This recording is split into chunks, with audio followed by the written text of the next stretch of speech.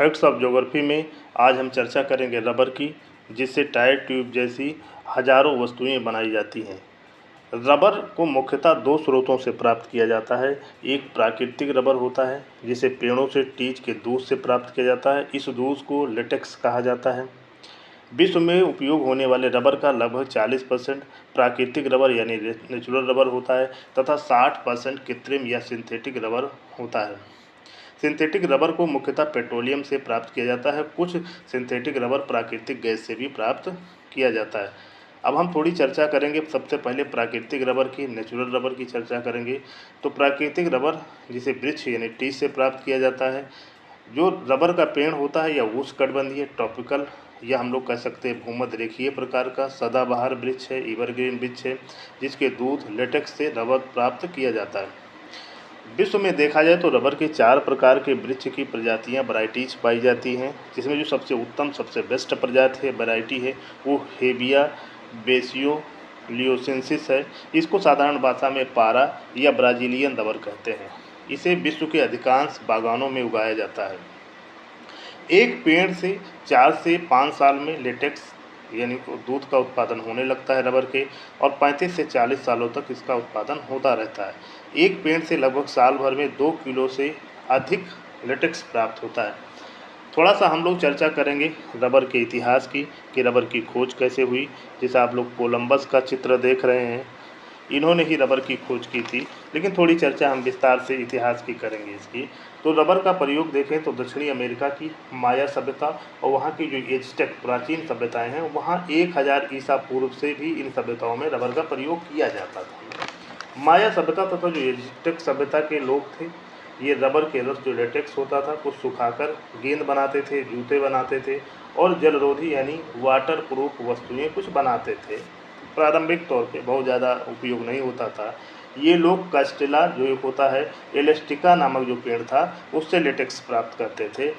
और जो कहा जाता है लेटेक्स सभ्यता वाले लोग थे, इस सभ्यता को अक्सर क्या कहा जाता है, रबर की सभ्यता भी कहा जाता है। यानी जो ओल्डमेक सभ्यता को अक्सर क्या कहते हैं, रबर की सभ्यता भी कहा जाता है। रबर के इतिहास की जो प्रमुख घटनाओं को देखा जाए तो क्रिस्टोफर कोलंबस ने 1493 में अमेरिका की यानी नई दुनिया की खोज की। तो उन्होंने वहाँ के निवासियों को रबर की गेंद से खेलते हुए देखा। रबर की गेंद से वहाँ के निवासी खेल रहे थे, तो कोलंबस ने वहाँ से रबर को लेकर यूरोप चले आए, क्योंकि ये यूरोप के ही थे। 1736 में एक चार्ल्स टी ला कोंडमिन थे, ये फ्रांसीसी वैज्ञानिक थे। इन्होंने जो रबर था उसका वैज्ञानिक विवरण प्रस्तुत किया और इसको यूरोप में बहुत ही लोकप्रियता दिलाई, पॉपुलरिटी दिलाई। 1770 में क्या होता है, इसका नामकरण होता है जब जोसेफ प्रिस्टली नामक जो वैज्ञानिक ने देखा कि रबर जो होता है, रबर से क्या होता है, जो पेंसिल के निशान होते हैं उसको मिटाया जा सकता है, पेंसिल के निशान मिट सकते हैं। तभी से इसका नाम रबर रखा। रबर नाम इसलिए पड़ा कि रब का मतलब होता है मिटाना, तो उसी से इसका नाम पड़ गया रबर, क्योंकि पेंसिल के निशान इससे मिट गए। तो यानी इसकी पहली उपयोगिता क्या हुई कि पेंसिल के निशान को मिटाने की। अभी देखिएगा, अभी औद्योगिक रूप में बहुत ज़्यादा इसका पॉपुलरिटी होती है जब वल्कनाइजेशन की प्रक्रिया होती है। वल्कनाइजेशन एक रासायनिक प्रक्रिया है जिसमें कच्चे प्राकृतिक रबर जो लेटेक्स होता है उसमें सल्फर के साथ गर्म कर दिया जाता है। तो जब इसे सल्फर के साथ गर्म करते हैं तो ये अधिक मजबूत हो जाता है, अधिक लचीला हो जाता है और अधिक तापरोधी हो जाता है और अधिक घर्षण प्रतिरोधी भी हो जाता है। वल्कनाइजेशन के बाद रबर का उपयोग औद्योगिक तथा ऑटोमोबाइल जो क्षेत्र है और घरेलू चीज़ों में संभव हुआ। उससे पहले क्या होता था कि जो रबर होता था बहुत चिपचिपा होता था, हल्का होता था, उसका बहुत ज़्यादा उपयोग नहीं हो पाता था। वल्कनाइजेशन की प्रक्रिया की खोज किसने किया था? 1839 में यूएसए के एक वैज्ञानिक थे चार्ल्स गुडईयर ने की थी। यूएसए के जो वैज्ञानिक थे चार्ल्स गुडईयर ने ये वल्कनाइजेशन की प्रक्रिया की खोज की थी। यह रबर के इतिहास की सबसे क्रांतिकारी खोज थी।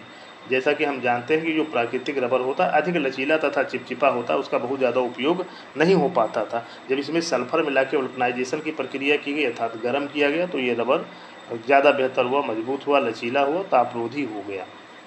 रबर उद्योग का विस्तार अगर हम लोग देखा जाए तो 19वीं और 20वीं शताब्दी में बहुत ज़्यादा हुआ।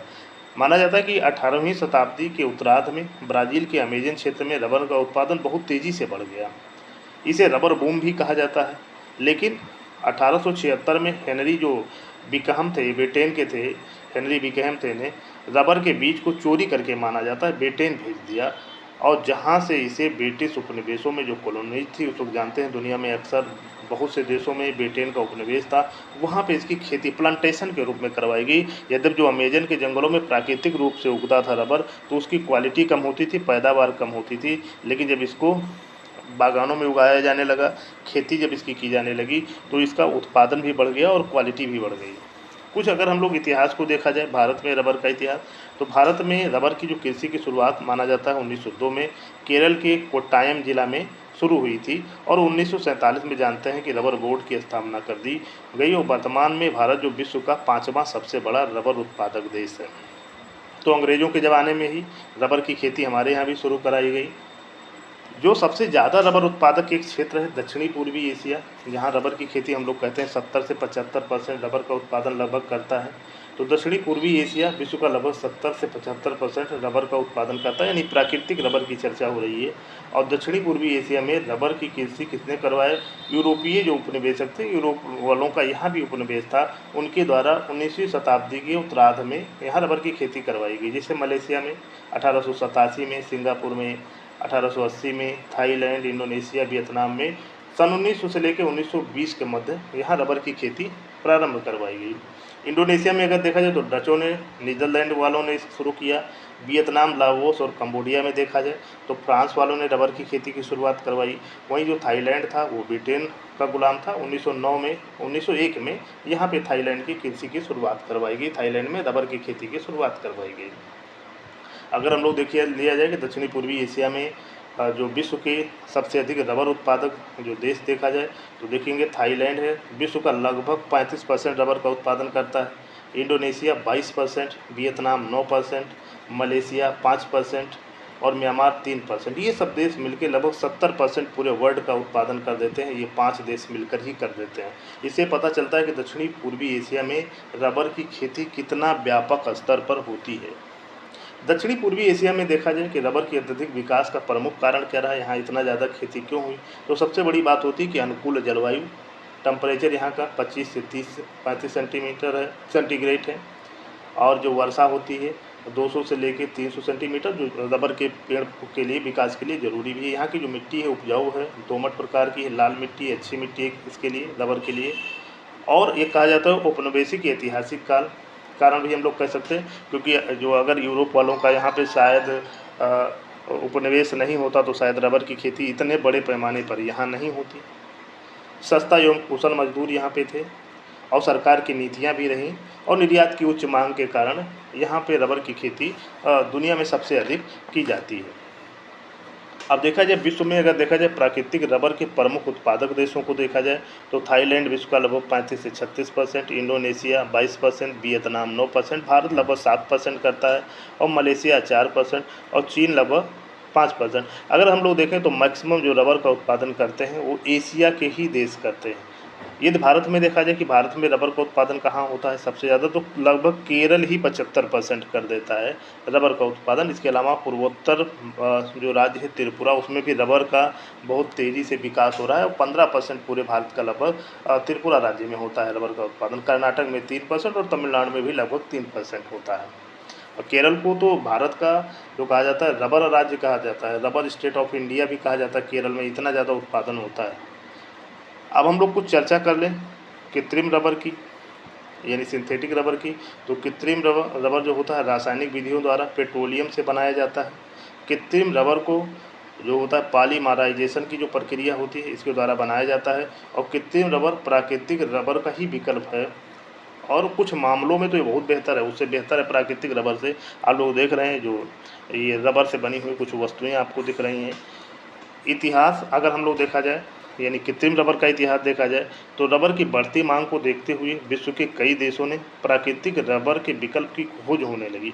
प्रथम विश्व युद्ध के दौरान जो आप लोग जानते हैं 1914 से लेकर 1918 के बीच में हुआ, जर्मनी में रबर की आपूर्ति कमी हो गई, अभी तक प्राकृतिक रबर ही होता था, और तब इसलिए यहाँ पे कृत्रिम जो रबर हुआ यानी सिंथेटिक रबर का रिसर्च शुरू हुआ। और हम लोग कहते हैं कि जर्मनी के एक थे फिस्ट हाफमैन थे, एक वैज्ञानिक थे, के नेतृत्व में 1909 में ही आइसोप्रीन से सिंथेटिक रबर बनाया गया था। जबकि 1 साल बाद रूस के सरगई लिबदेव ने ब्यूटीन से रबर बनाने की विधि विकसित कर ली और कहा जाता है व्यवहारिक रूप से ये पहला सिंथेटिक रबर था जो सरगई लिबदेव ने बनाया था। ये देखो रबर की खोज कर लिया था, फिर शाहमैन के नेतृत्व में आइसप्रीन से खोज हो गई थी, 1909 में ही खोज हो गई थी।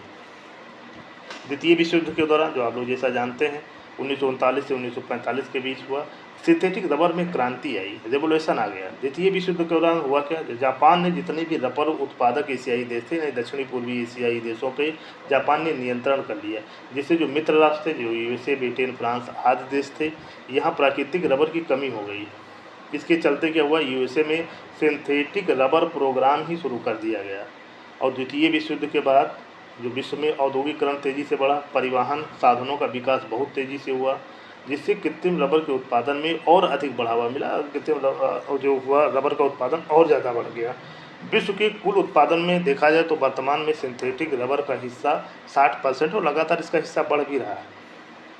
अब प्राकृतिक रबर में तो दक्षिणी पूर्वी एशियाई देशों का दबदबा था, सबसे ज़्यादा उत्पादन ये लोग करते हैं। लेकिन इस सिंथेटिक रबर में हम अगर लोग देखते हैं तो सिंथेटिक रबर का सबसे ज़्यादा उत्पादन चीन लगभग 30% करता है, यूएसए लगभग 13% करता है, दक्षिणी कोरिया 9% करता है, जापान 8% और जर्मनी जो करता है 7% करता है। ये मतलब 5 देश मिलकर 67% सिंथेटिक रबर का उत्पादन कर लेते हैं। भारत भी लगभग 4% सिंथेटिक रबर का उत्पादन करता है और भारत में बहुत तेज़ी से सिंथेटिक रबर का उत्पादन बढ़ भी रहा है।